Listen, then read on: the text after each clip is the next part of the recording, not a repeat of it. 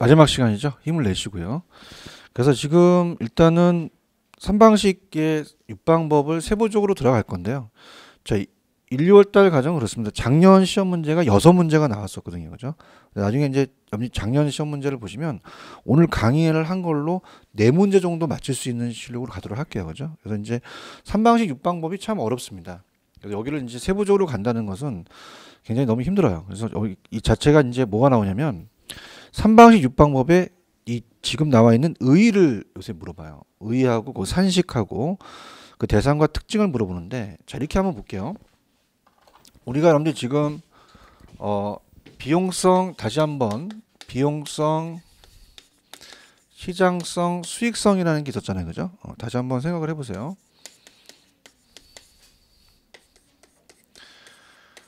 그러면 3방식입니다. 비용성은 무슨 방식이었어요? 원가 방식.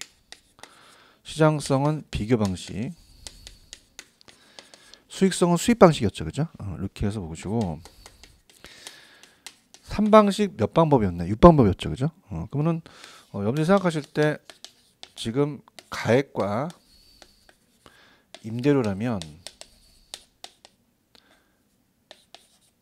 왜 좀 전에 3글자, 7글자, 5글자 기억나시죠? 그죠? 그래서 이제 원가법 가격을 구하는 게, 그 다음에 임료를 구하는 게 적산법이고, 그 다음에 비교 방식에서는 우리가 어떤 거였어요? 지금 봤던 이제 거래사례 비교법, 또 임료를 구하는 임대사례 비교법이 있었죠. 수입 방식에는 수익환원법과 수입 분석법이 있었습니다. 그럼 토지는 제가 원가 방식으로 간다 그랬어요. 비교 방식으로 간다 그랬어요. 그래서 제가 좀 전에 공시지가 기준법 7글자죠. 그죠? 똑같이 7글자다. 공시지가 기준법이에요. 공시지가 기준법. 자, 그럼 갑니다. 자, 원가법 지금 나와 있습니다. 그죠? 갈게요. 원가법은 제2조달 원가에서 식 중요합니다. 거기 없는 이제 밑에 보시면 왜 그 650페이지 밑에 그 박스가 조그만 박스 하나 있잖아요. 그게 굉장히 중요한 거예요. 그래서 제도원가에서 감가 수정을 해서 요 감가 수정하는 거거든요. 이게 감가상각한다는 얘기 들어보셨죠, 그죠? 감가 수정이라고 얘기해요, 우리는. 그래서 감가 누계액을 구해요. 감가 누계액을 구해서 요게 이제 적산가액이거든요. 요 식이 가로쳐서 나올 수도 있어요. 자, 그러면 자, 제가 아까 토지는 원가 방식으로 적용할 수 없죠. 건물에 적용되는 겁니다. 건물에. 그죠? 그래서 보통 이제 원가법은 상각 자산에 적용돼요. 상각 자산. 그러니까 상각 자산은 우리가 건물이죠. 건물, 뭐 건설기계, 선박, 항공기는 다 원가법으로 하는 게 원칙입니다. 그래서 이제 자, 예를 들면요. 자, 이렇게 보세요. 지금 이게 건물이라면 건물도 내용 연수가 있겠죠. 그죠? 내용 연수가 지금 예를 들어서 지금 얘가 새로 만들었을 때 원가가 1,000원이래요. 그러면 자, 지나온 연수를 오른쪽에 보시면 박스가 하나 있어요. 지나온 연수가 경관 연수라고 돼 있죠. 그죠? 경관 연수고. 그래서 만약에 여기가 신축 시점이라면 우리가 항상 평가가 되는 시점은 기준 시점이죠. 그죠? 기준 시점이 되고요. 그 다음에 지나온 게 그렇고 남아있는 게 잔존연수죠. 그죠? 잔존연수입니다. 그래서 경관연수가 2년이라고 돼 있죠. 그죠? 2년이고 남아있는 게 18년이라면 전체가 20년이라는 거예요. 전체 내용연수가. 이해하셨죠? 그죠? 그 다음에 남았을 때 가치가 이제 잔존 가치를 구하는 거죠. 그럼 만약에 지금 어떻습니까? 2년이 지났다. 그럼 1년에 100원씩이라면 100원 하면 200원이 감가한 누계액이 된다는 얘기예요. 그죠? 그러면 이 가격은 800원이 된다는 얘기죠. 무슨 말씀인지 아시겠죠? 그죠? 그래서 개념 잡습니다. 자, 원가법이란 원가 방식에서 따라보세요. 원가법, 원가액. 그러면 이건 임대료예요, 가액이에요. 그래서 기준 시점이라는 게 중요하고 항상 현재 대상 물건에 제도론가에 감가수정에다 박스 쳐보세요. 작년 시험 문제 감가수정을 박스 쳐서 나왔었어요. 감가수정을. 그러면 사정보정이에요? 감가수정이에요? 수정을 해서 대상 물건의 임대료입니까? 당연히 가액입니까? 가액이죠. 그래서 오른쪽에 항상 기준 시점이라는 게 중요합니다. 그래서 이 신축 시점하고 기준 시점이 그러니까 어때요? 우리가 신축 시점하고 기준 시점이 2년 동안에 이 원가가 똑같아요. 자재가가 올라갈 수도 있죠. 그죠? 그래서 기준 시점이 중요하고 대상 물건을 재생산, 재취득되는데 소요되는 제도론가에서 경관연수에 대한 감가수정을 실시합니다. 대상 물건이 가지는 현재의 가치를 산정하는 방법이다. 그걸 적산가액이라고 하죠. 그 다음에 밑에 적용 대상의 특징은 적용 대상은 아까 제가 건물 기억하시죠, 그죠? 건물이 제일 유력해요. 건물이 가장 원가법을 유력하고 구축물, 건설기기, 항공기, 선박, 기계 등 재생산, 재취득하는 삼각자산입니다. 특징은 그래서 건물이나 기계나 재생산이 가능한 삼각자산이고 시장성이 없는 공공용 부동산의 평가에 널리 적용된다. 자, 아까 어떻습니까? 우리가 강남구청이라는 것은 시장성이 없죠, 그죠? 그래서 공공용은 무조건 원가 방식이에요. 근데 니은번은 뭐냐면 원가법은 토지와 같이 재생산이 불가능한 자산은 원칙적으로 정의 곤란하다는 거 이해 가시겠죠, 그죠? 그럼 토지는 비교 방식으로 가야 돼요. 그래서 거래 사례가 많기 때문에 그렇습니다. 공시가 보러 가는데 예외가 있어요. 우리가 매립지라는 얘기 들어보셨죠, 그죠? 그러니까 조성지와 매립지는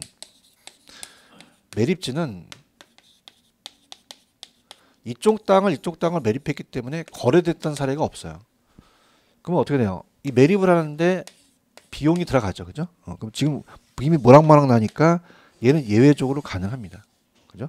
그래서 우리가 다만 조성지 매립지 등은 토지 평가를 적용할 수 있다를 하셔야 돼요, 그죠? 그러면 시험 문제 토지는 무조건 원가법을 사용할 수 없다 하면 틀려요. 조성지 매립지는 가능합니다. 그 다음에 이제 디귿번에 제도론가나 감가수정을 파악하는데 기술적 제한사항이 좀 있어요. 그렇기 때문에 비용성에만 치중하기 때문에 시장성, 수익성은 반영하지 못했죠. 그래서 여기까지만 다룰게요. 이번 과정에서는. 그래서 제도론가서부터는 제가 3, 4월 달에 다루도록 하고요. 넘겨볼게요. 자, 아까 653페이지 가시면 여러분들이 감가요인은 기억하시죠? 그거는 여러분들 집에 가서 연습을 하세요. 이 감가요인은 얘 자체가 한 문제 나올 수 있어요.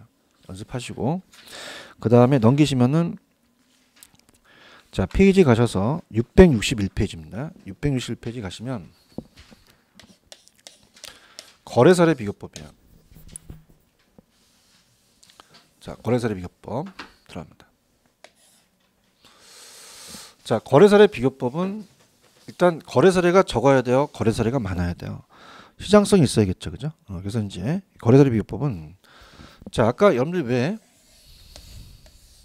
앞쪽에서 동일수급권이라는 거 기억나시죠, 그죠? 사례 수집의 범위입니다. 여기서 가져와요.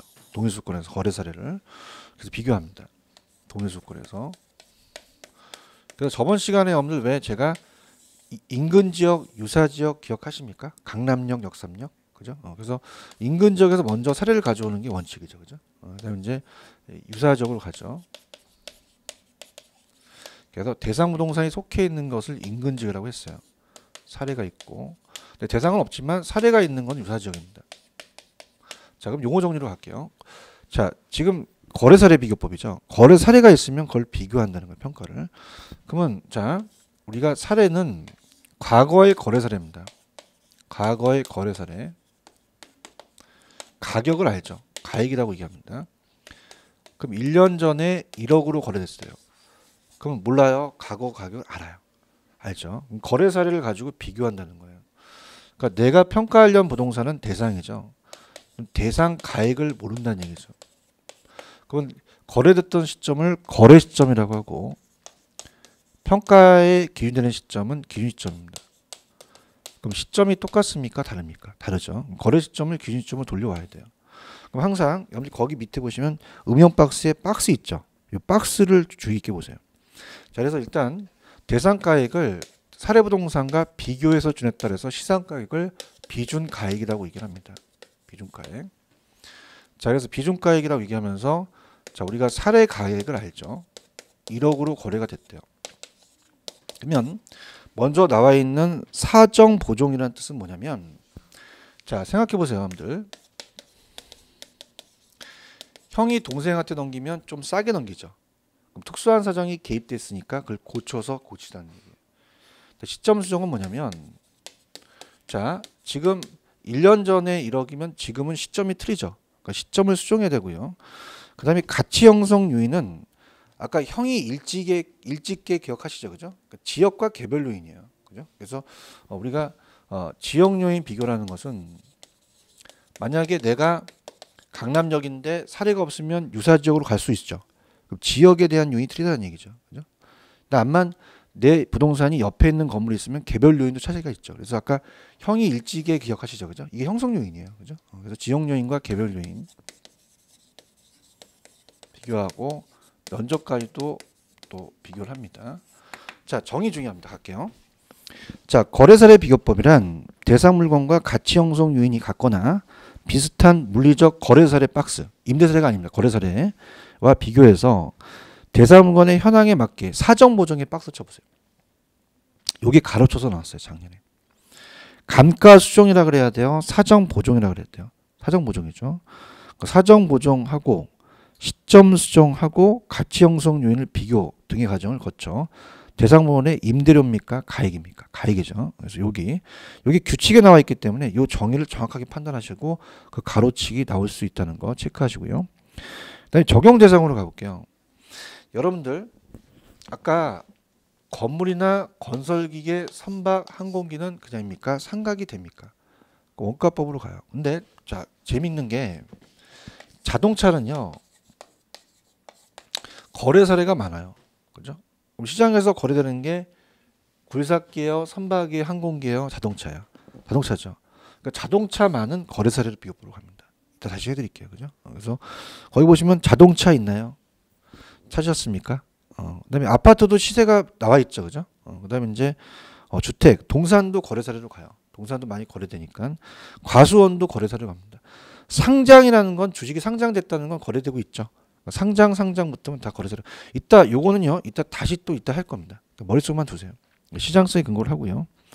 특징은 실제 매매 거래된 사례 부동산을 기준으로 평가하기 때문에 어떻게 돼요? 현실성이 있고 실질적이죠, 그죠?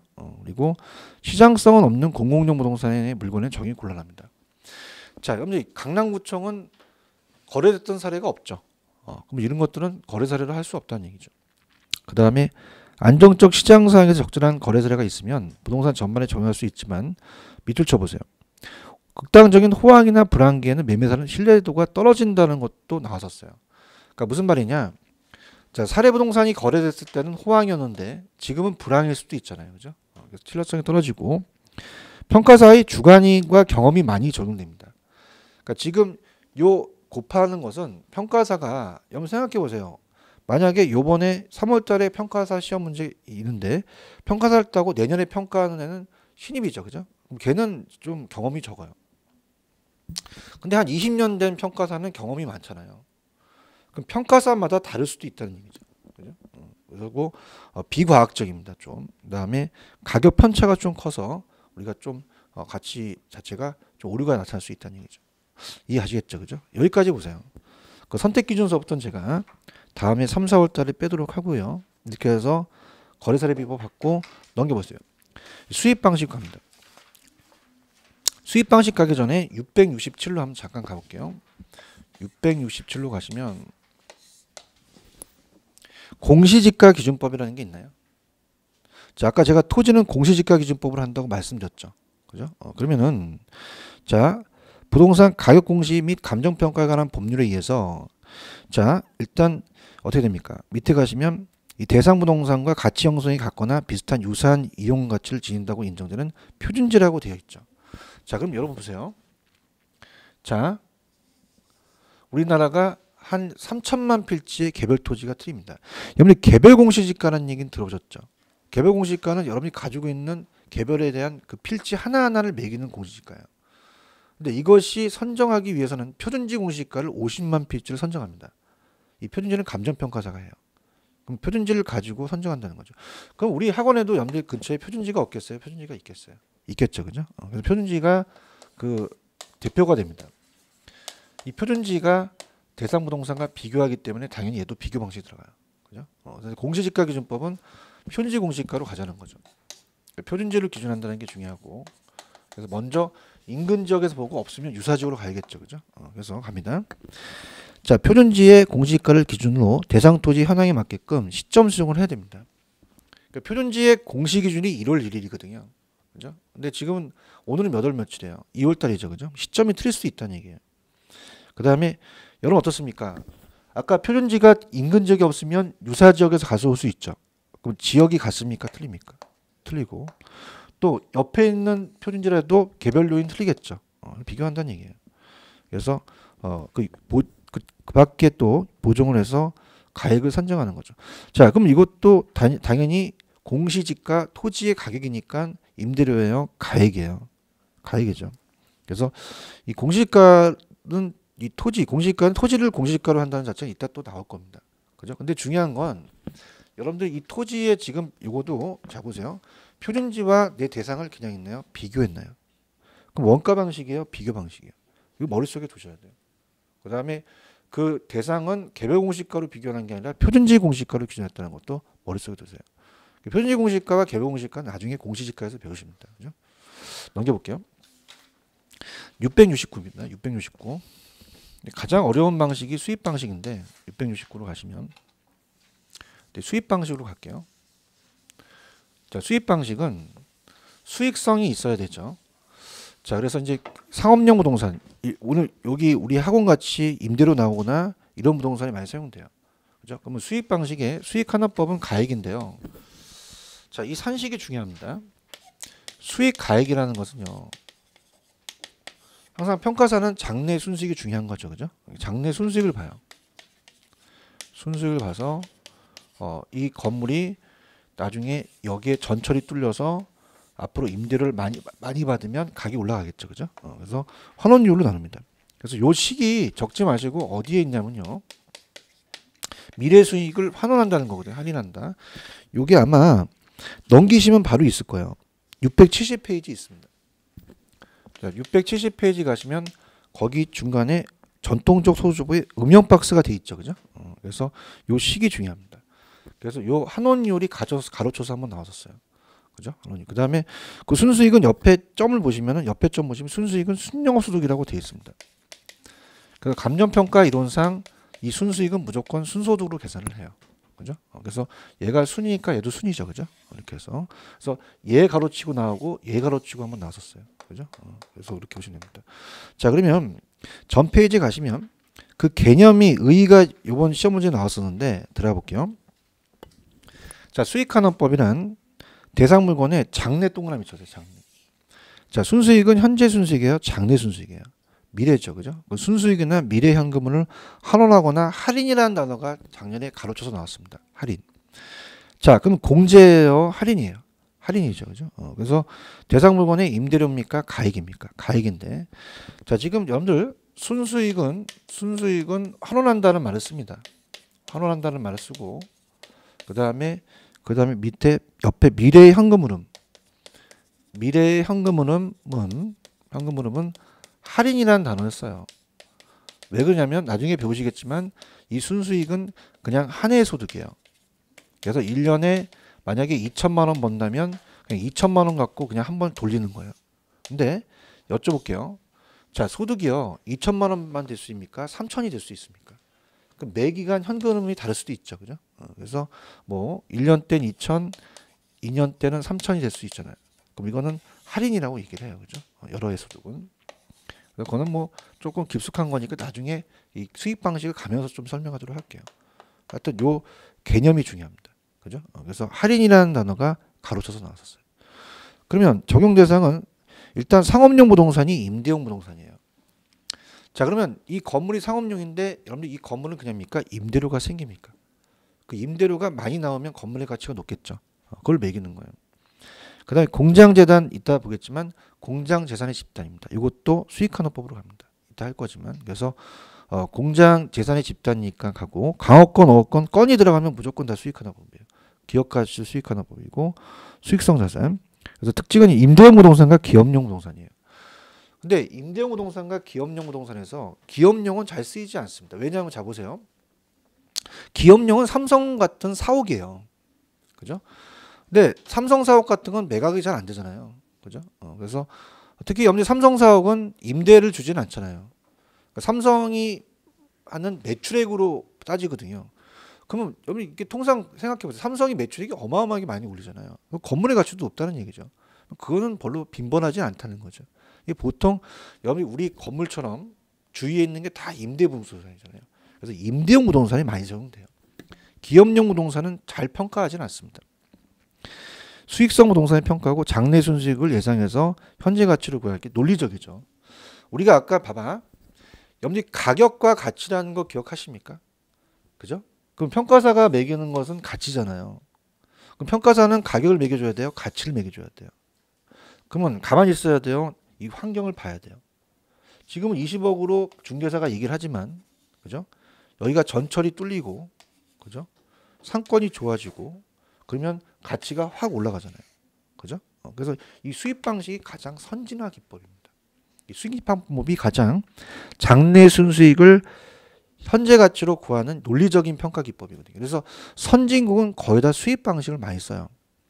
근데 우리나라는 아직 저도 감정평가를 강의하지만 우리나라는 감정평가가 굉장히 아직 낙후되어 있습니다. 비교 방식을 많이 사용해요. 그래서 우리나라는 비교 방식이 왜 그러냐면은 아직 평가가 발전이 되지 않기 때문에 지금 여러분들 생각하실 때 이 어떤 건물이 옆에 있는 건물이 만약에 20억이다. 그럼 20억이라고 할 수 있죠. 가장 실질적이고 남한테 알려줄 수 있는 방식이거든요. 비교 방식을 많이 사용합니다. 수입 방식이 아직 전반적으로 잘 도입이 되지 않았어요. 그럼 시험 문제 가장 논리적인 평가 방법은 수입 방식이라고 하셔야 됩니다. 수입 방식 이렇게 보시면 되고요. 그럼 수익에만 치중하기 때문에 신규 오래된 부동산을 기준으로 평가하지 않는다. 자, 여러분 이렇게 볼게요. 제가 똑같은 물건이라도 새 것을 드릴까요? 헌 것을 드릴까요? 그럼 뭐 달라고 그랬어요? 새 것 달라고 하겠죠. 맞나요? 근데 평가 방식은 오래된 것도 수익만 나오면 장땡이라는 얘기죠. 그죠? 그러니까 수입 방식은 신규의 구별이 잘 안 된다는 거예요. 근데 이제 오래된 부동산이라도 장래 수익이 예상되면 가격이 높게 평가될 수 있다는 겁니다. 그죠? 그다음에 이 시장이 불안전하면 순수익이나 환원율이 파악이 용이하지 않죠. 그죠? 여기까지. 그래서 여기까지만 해드릴게요. 그래서 여기까지만 보시고 특히 의의만 보더라도 작년 문제를 맞출 수가 있고요. 밑에는 3, 4월 달에 가서 빼도록 하고 자 거의 다 가격이지 임대료는 잘 출제가 되지는 않습니다. 그럼 임대료는 어디에 몰려 있냐면 넘겨보세요. 자 페이지로 가시면 페이지 681페이지입니다. 681페이지 가시면 임대료예요. 임대료는 잘 출제가 되지 않기 때문에 그냥 가볍게 한번 들어보세요. 자, 적산법이라는 것은 원가 방식에서 임료를 산정하는 건데요. 자, 거기 보시면 681페이지 밑에 원가 방식의 적산법이라는 게 있죠. 근데 뭐가 염리 시험지에 나왔었냐면 그 감정평가에 관한 규칙 22조가 작년에 나왔어요. 임대료의 감정평가할 때 임대료를 감정평가할 때는 임대사례 비교법이 원칙입니다. 그래서 아까 제가 우리나라는 비교 방식을 많이 사용한다고 얘기했죠. 그래서 오른쪽에 원가 방식의 적산법, 비교 방식의 임대사례, 수입 방식의 수입분석 보면 임대사례 비교법이 적산법으로 나왔었거든요. 꼭 체크를 하시고요. 그럼 적산법으로 한번 가볼게요. 적산법은 이제 원가 방식의 임료인데, 자 임료는 잘 산정하지 않겠죠. 근데 들어보세요. 만약에 15층짜리 건물이 있습니다. 이 15억이에요. 그럼 갑돌이가 가다가 지금 1억밖에 없어서 5층만 삽니다. 5층만 사서 임대 사업을 하려고 그래요. 그럼 5층에 투입되는 가격을 기초 가액이라고 합니다. 그러면 얘는 그냥입니까? 1억이 주머니에서 나갔습니까? 하나의 투자 비용이죠. 그래서 원가 방식이라고 얘기를 해요. 그러면 은행이자가 기대율이에요. 우리가 5%를 시험 문제에 잘 냅니다. 헷갈리니까. 그 5%는 10%의 반이에요. 1억의 10%는 1,000만 원이죠. 1,000만 원이면 500이죠. 그죠? 이렇게 계산합니다. 근데 중요한 것은 은행에 맡기면 유지수선비나 이런 게 안 들어가는데 임대료는 경비가 들어가요. 그래서 필요재용비를 더한다는 게 중요합니다. 그죠? 그래서 필요재용비를 더해서 만약에 얘가 200만 원이면 700만 원이 적산 임료가 된다는 거죠. 그 식 중요합니다. 그래서 옛날에는 이 기대율이 가로쳐서 나왔었어요. 갑니다. 자 밑에 맨 밑에 가시면 식 있죠. 그래서 기초가액에다가 기대율 곱하기 기대율 플러스 필요재경비라는 거 꼭 숙지하시고 적산법이란 기준 시점이 중요하죠. 대상물건의 기초가액 기대율을 곱합니다. 자, 적산법은 작년에 가로치기 안 나왔어요. 기초가액 박스, 기대율 박스. 요게 이제 딴 걸로 낼 수 있죠. 곱해서 산정되는 기대수익에 대상물건을 계속해서 임대에 드는 필요한 경비를 더한 게 중요합니다. 뺀 게 아니죠. 더해서 얘는 가액이 아니라 임대료라는 게 중요합니다. 그 정도만 체크해 놓으세요. 그 다음에 얘는 뭐 다음에 가서 해드리도록 하겠고, 그 다음에 바로 683페이지 가시면 임대사례 비교법입니다. 자, 임대사례 비교법은 아까 얘와 정상화 작업하는 게 똑같아요. 그죠? 그래서 밑에 식이 그냥 임료로만 고치시면 됩니다. 비준 임료는 사례 임료. 자, 그럼 이렇게 볼게요.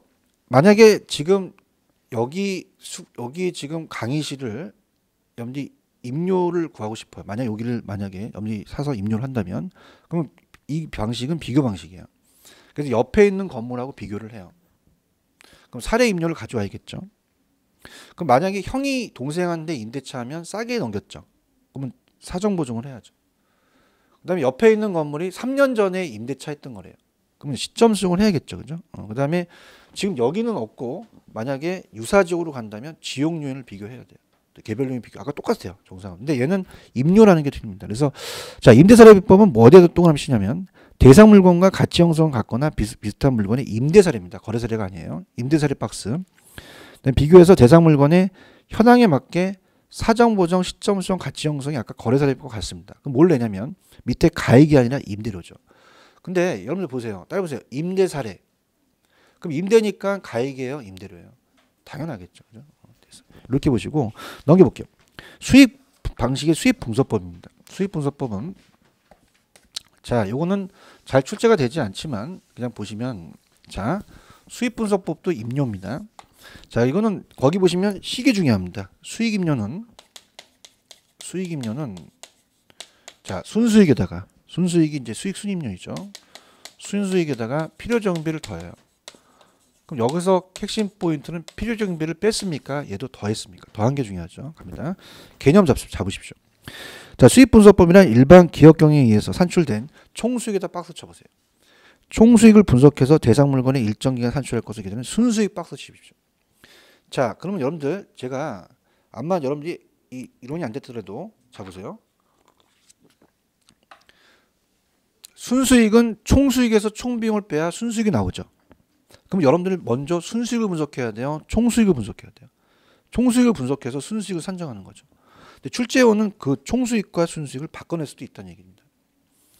그 다음에 계속해서 임대차 되는 경비를 뺐습니까? 더했습니까? 더했죠. 그죠? 요 정의 중요합니다. 자, 그렇게 보시고요. 그럼 이제 오른쪽에 물건별 감정평가에다 별표를 3개 쳐놓으세요. 자, 여기서 시험 문제가 다 출제가 됩니다. 그래서 이제 지금까지 배웠던 거 이제 정리를 하는데 자, 갑니다. 자, 지금 아까 원가법 기억하시죠? 그죠? 삼각이 돼야 되니까 어떤 게 있었어요? 얘기해 보세요. 건물, 건설기계, 선박, 항공기 기억하십니까? 근데 자동차는 거래 사례로 간다고 했었나요? 그죠? 거래 사례로. 그죠? 자동차는 거래 사례로 갑니다. 자동차는 자, 거래 사례로 가는 게 자동차는 이 거래 사례가 많아요. 그죠? 그래서 이제 아직은 출제가 안 됐지만 여러분들 왜 염전이라는 얘기 들어보셨죠? 그래서 염전은 바닷물을 끓여서 소금을 채취하는 토지입니다. 그럼 염전도 거래 사례가 많아요. 그 다음에 산림이고요. 과수원도 거래 사례가 많습니다. 그 다음에 우리가 동산도 평가를 합니다. 동산도 에어컨 같은 경우도 거래 사례 많으니까. 그럼 얘는 다 거래 사례로 가요. 그죠? 그럼 어떻게 암기하시냐? 절 보세요. 자, 암기기법입니다. 따라해보세요. 염산, 과자, 맛동산이라는 과자 들어보셨죠? 그죠? 그러면 얘네들은요. 염산도 그냥입니까? 시장에서 거래가 많이 되고 있습니까? 과자도 되고 있죠. 맛동산도 되고 있죠. 그럼 얘는 거래사례 비법으로 암기하시라는 얘기예요. 그죠? 그래서 그렇게 합니다. 다시 할게요. 염산, 과자, 맛동산. 염이 뭐예요? 염점, 과가, 과자, 자동차, 동산. 그럼 얘는 그냥이야 거래사례로 가야 돼요. 거래사례로 가야 되죠. 그 다음에 자, 작년에 시험제 나왔는데 수익환원법으로 가는 게 건입니다. 건. 자, 건. 어떤 건이라고 발생이 된다는 것은 이런 권리로부터 수익이 발생하죠. 그래서 상각이 되거나 우리가 어떻습니까? 시장에서 빈번히 거래되는 게 아니에요. 그죠? 그래서 이런 것들은 이따가 어권, 영어권, 무형자산 같은 거, 특허권은 무조건 수익환원법을 찍으셔야 됩니다. 할 수 있겠죠. 그죠? 그래서 이걸 머릿속에 두시고 갈게요. 자, 아까 여러분들 토지 기억하세요? 토지? 토지는 무슨 지가 기준법이라고 말씀드렸나요? 공시지가 기준법. 자, 건물 갑니다. 건물은 제가 무슨 법이라고 말씀드렸나요? 원가법이죠. 그죠? 그래서 건물은 원가법. 첫 번째 1번만 체크하세요. 세부적인 건 나중에 할게요. 3번에 체크해 보세요. 3번에. 자, 3번에 보시면 자, 우리가 토지와 건물을 일괄합니다. 자, 여러분들한테 여쭤볼게요. 보통 거래될 때는 건물만 거래돼요. 토지를 같이 묶어서 해요. 묶어서 하는 게 맞죠. 그죠? 그래서 평가도 일괄 평가를 합니다. 거의. 그러면 토지와 건물을 일괄할 때는요. 거래 사례가 많아요. 그죠? 그래서 이건 거래 사례로 갑니다. 거래 사례 비교법. 그러니까 암기하지 마세요. 자, 토지와 건물은 그냥입니까? 같이 거래되는 사례가 많습니까? 많죠. 할게요. 여러분 민법 시간에 집합 건물이라는 거 배우셨죠? 그래서 집합 건물의 소유 및 관리에 관한 법률에 따라 구분 소유권 대상이 되는 건물 부분과 대지 사용권을 일괄 동그라미. 감정 평가하는 경우 토지와 건물을 일괄하여 밑줄. 그때는 거래 사례 비교법으로 갑니다. 무슨 사례로 간다? 거래 사례. 근데 살림은 별표를 하나 쳐놓으세요. 살림은 아까 염상가자 맛동산 거래 사례 비교법으로 외웠죠. 그죠? 근데 이제 여기 약간 세부적으로 갑니다. 자, 일단 살림을 감정 평가할 때 밑줄. 산지와 임목을 구분해서 평가하여야 한다. 구분 평가가 원칙이에요. 원칙인데 임목은 거래 사례 비교법입니다. 근데 출제는 뭐냐면 소경목림을 냅니다. 소경목림은 지름이 작은 나무로서 얼마 되지 않은 어린 나무예요. 그럼 심은 지 얼마 안 됐으니까 원가를 알 수 있죠. 소경목림은 원가법으로 가요. 얘 노려요. 원가법 동그라미 치시고요. 그 다음에 밑에 산지와 임목을 일괄해서 갈 수 있습니다. 그럼 거래 사례 비법으로 갑니다. 그럼 여러분 어때요? 살림은 산지와 임목 일괄할 때 임목 거래 사례죠. 그죠? 근데 소경목림만은 원가법입니다. 노린다는 얘기예요. 원가법을. 그죠? 자, 제가 따라해보세요. 염상과자 맛동산. 과자. 과수원 아까 아세요? 과수원? 그럼 과수원도 그냥입니까? 거래 사례로 갑니까? 거래 사례하고. 자, 공장재단이라는 것은 공장 재산의 집단이에요. 공장은 토지만 있어요. 건물도 있어요. 건물도 있고 기계도 다 싸잡아서 가치가 있죠. 그죠? 그래서 재단이 나오면 다 수익환원법입니다. 그래서 보시면 공장재단, 강업재단 다 뒤에 보시면 수익환원법이라는 게 있죠. 체크하시고요. 넘겨볼게요. 자, 자동차 갑니다. 넘기시면 자, 자동차는 제가 무슨 사례 비교법으로 간다 그랬어요. 거래 사례죠. 근데 건설기계, 선박, 항공기를 묶어보세요. 자, 얘네들은 거래 사례입니까? 다 원가법입니까? 원가법이죠. 근데 선박은 선체 기간 의장을 구분해서 평가를 합니다. 동그라미 5번 보시면 1번, 4번에 불구하고 본래 용도의 효용 가치가 없으면 해체 처분 가액으로 평가한다는 건 뭐냐면 여러분들 자동차도 그냥입니까? 나중에 폐차 처리합니까? 그럼 효용 가치가 없으면 폐차 가격이 있죠. 이렇게 간다는 거예요. 다. 동산 갑니다. 자, 다시 한번 갑니다. 따라해보세요. 염상가자 맛동산. 그럼 동산도 거래되죠. 그죠? 거래 사례로 갑니다. 동산은 거래 사례 비법이에요. 그럼 동산도 에어컨 같은 거는 감가가 되죠. 그죠? 효용 가치가 없으면 해체 처분으로 가는 거죠. 임대료가 작년에 시험제 나왔습니다. 자, 여러분 봐봐요. 자, 우리나라는 비교 방식을 많이 사용한다 그랬죠. 그죠? 그래서 임대료는 임대 사례로 가는 게 원칙이에요. 그죠? 그래서 자, 따라해보세요. 임대니까 무슨 사례예요? 임대 사례로 간다. 그렇게 가지고 가세요. 암기는 적산법이라고 작년에 나왔었어요. 임대 사례입니다. 그 다음에 자, 무형자산. 자, 일로 와보세요. 저 보세요. 건 나오면 자, 무슨 하나법칙을 했어요? 수익하나법입니다. 그래서 강어권 밑에 어권 수익하나법으로 되어 있죠. 영어권, 특허권, 실현 권에다 떠올려 쳐보세요. 권, 상표권, 권. 자, 여러분들 권 나오면 다 무슨 하나법이라고요? 수익하나법 찍으시고요. 그 다음에 유가증권은 아직 안 나왔어요. 자, 여러분 봐봐. 상장이 됐다는 것은 그냥입니까? 시장에서 거래가 됩니까? 거래가 되니까 다 거래 사례로 가요. 근데 비상장은요. 비상장은 아직 상장이 되진 않았지만 이 비상장은 평가사가 기업의 가치를 평가합니다. 그래서 기업의 가치는 수익이기 때문에 비상장 기업 가치는 다 수익하는 법으로 가요. 그래서 상장 주식은 거래사례인데 비상장은 세 번째 보시면 기업 가치가 있죠. 이건 수익하는 법으로 갑니다. 수익하는 법 없죠. 그다음 채권입니다. 채권도 상장 채권은 거래사례 표가 나요. 근데 비상장은 수익하는 법이죠.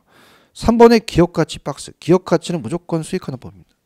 그 다음에 12번도 체크하십시오. 12번도 예전에 나왔었는데 자, 소음 등으로 인한 대상 물건은 가치가 상승할까요? 당연히 하락할까요? 하락하죠. 그러면 소음 진동, 일조 침해, 환경 오염 등 대상 물건에 직접적 또는 간접적인 피해가 발생해요. 그럼 가치가 하락하는 경우 그 가치 하락분을 감정 평가할 때 소음 등이 발생하기 전에 자, 이게 나왔는데 뭐가 나왔었냐면 대상 물건의 가입 및 원상 회복 비용을 등을 고려하지 않는다고 나왔거든요. 고려하지 않습니까? 고려하여야 합니까? 해야 되죠. 그러면 자, 만약에 출전이 되면 한 개예요. 이 지문이 뜨면요. 맨 마지막을 먼저 보셔야 됩니다. 고려하지 않는다. 고려하여야 한다. 해야 한다. 되겠습니다. 됐습니다. 밑에 기출 파헤치기 한번 풀어보세요.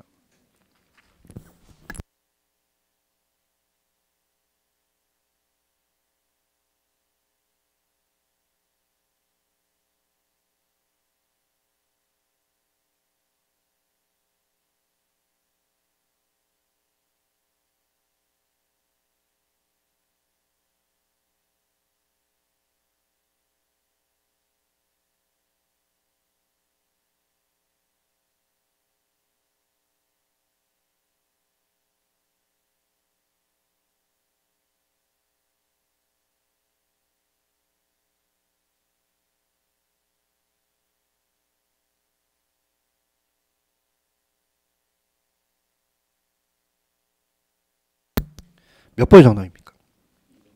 건물을 잘 내요. 자, 우리가 잘 보세요.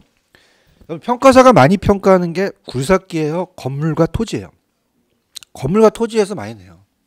그럼 건물은 거래사례입니까? 원가법입니까? 원가법이고. 자, 염산과자 맛동산 기억하시죠? 따라보세요. 과자. 거래 많이 되죠? 무슨 사례로 갑니까? 과자는 무슨 동산이 맛있습니까?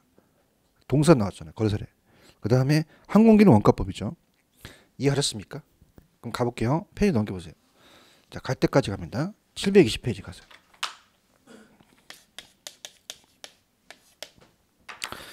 자, 720페이지. 자, 거기 보시면 29번 있나요? 29번? 찾았습니까? 자, 답 가리시고 29번 시험장이라고 생각하시고 1분 드릴 테니까 풀어보세요. 29번. 하나가 틀렸습니다.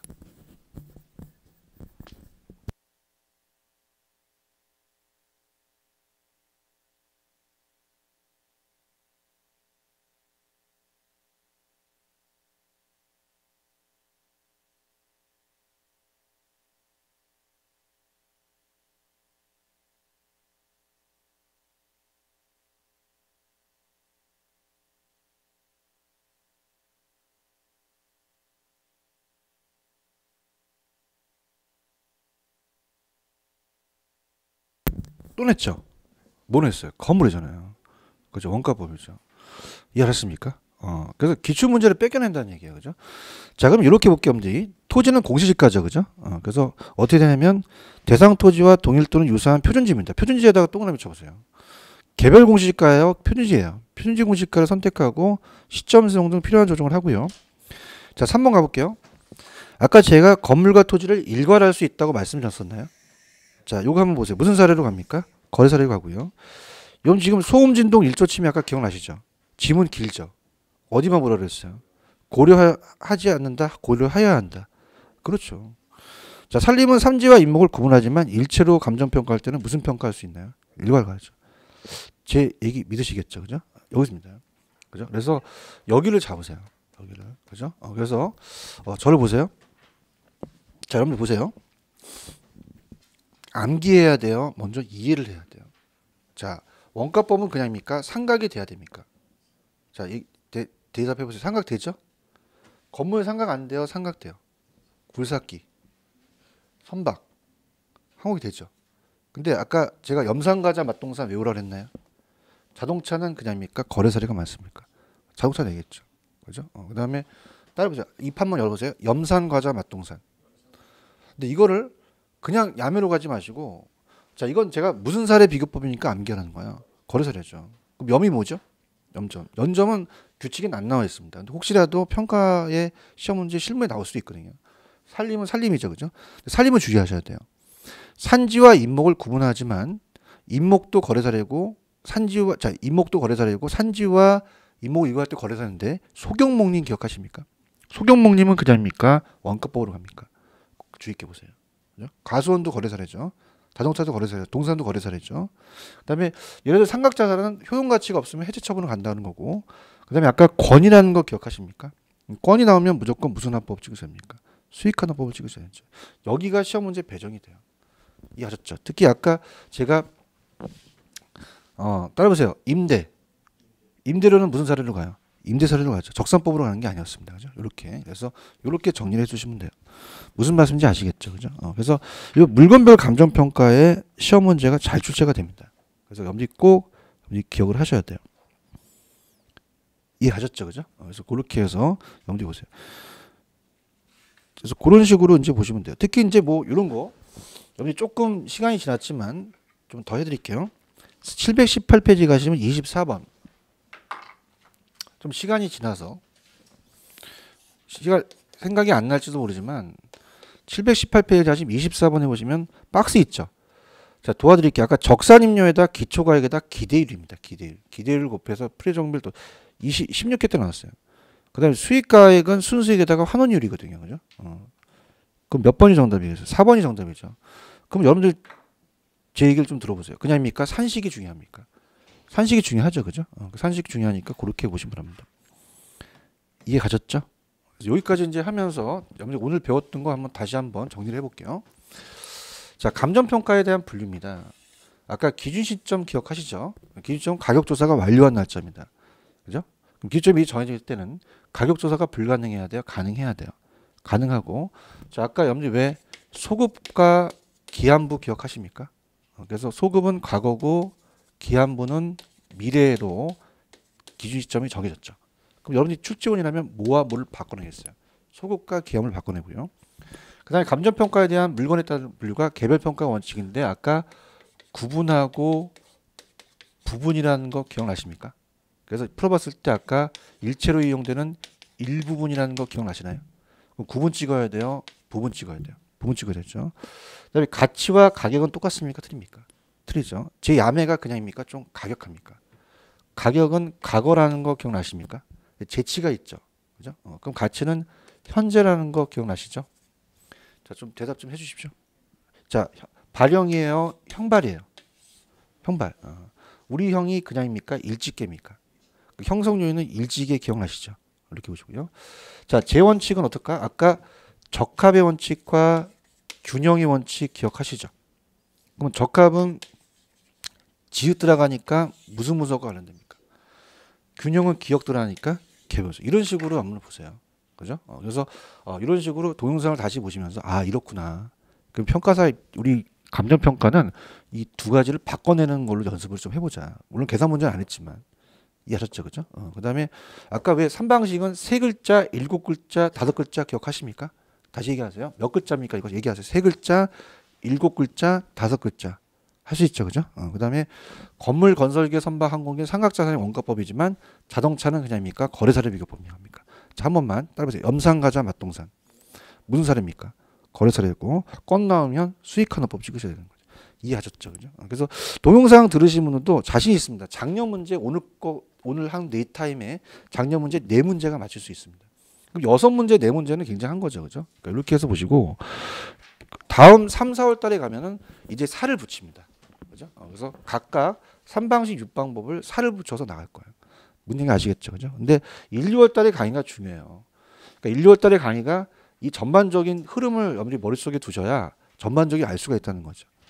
무슨 얘기 아시겠죠? 오늘 여기까지만 할게요. 그 다음에 오늘 나왔던 3방식 6방법 감정평가는 다음 시간에 오셔서 또 첫 시간에 푸십시오. 또 제가 해설을 해드리고 다음에 총론으로 가서 다음 주 총론에도 OX가 나갑니다. OX는 요번 과정은 기출 문제인데 다음 시간은 예상 문제를 보고 있겠습니다. 이렇게 해서 하겠습니다. 자, 여기까지입니다. 오늘 수고하셨습니다. 감사합니다. 예.